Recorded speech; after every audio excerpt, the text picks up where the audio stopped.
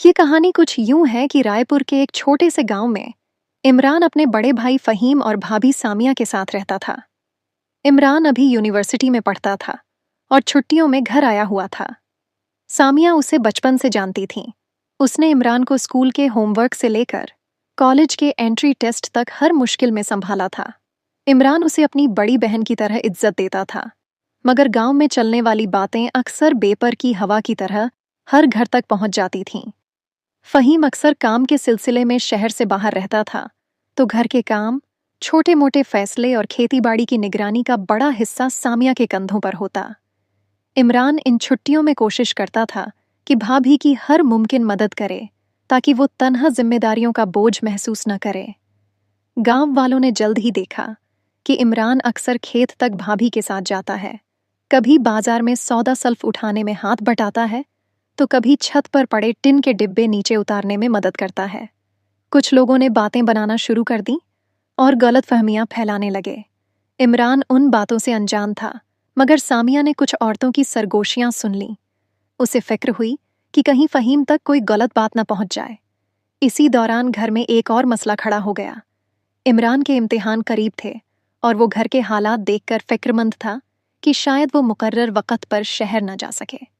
सामिया ने जिद करके उसे फौरन वापस जाने को कहा, मगर इमरान ने इनकार कर दिया कि वो उसे अकेला छोड़कर नहीं जा सकता। ये बहस रोज चलती रही और दोनों में फिर फासले पैदा होने लगे। इसी दौरान फहीम गैर मुतवक्के तौर पर घर वापस आ गया।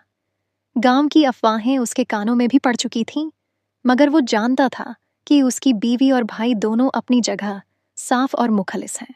उसने वापसी के दूसरे दिन सबको एक साथ बैठाया।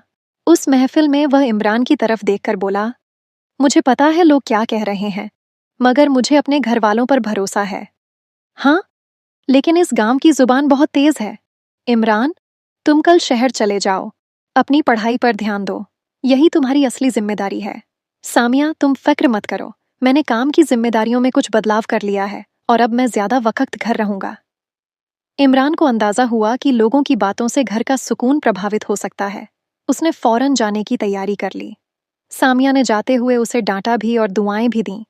अपनी मेहनत पर ध्यान देना, दूसरों की बातों का नहीं। इमरान शहर चला गया, इम्तिहान दिए और कुछ महीनों बाद बेहतरीन नंबरों से पास हो गया। उसने सबसे पहले एक लंबा खत घर भेजा जिसमें लिखा था, मैंने हमेशा आप दोनों को अपना सहारा समझा है और गांव की बातों ने मुझे यह सिखाया कि परिवार के रिश्ते भरोसे से मजबूत होते हैं, बातों से नहीं टूटते।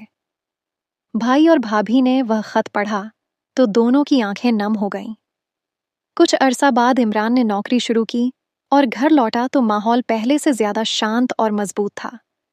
वक़्त ने साबित किया कि गलतफहमियां इंसानों को नहीं, सिर्फ कमजोर रिश्तों को तोड़ती हैं, मगर जहां मोहब्बत, खुलूस और भरोसा हो, वहां कोई बात असर नहीं करती। यूं उनका घर एक बार फिर हंसी खुशी से भर गया।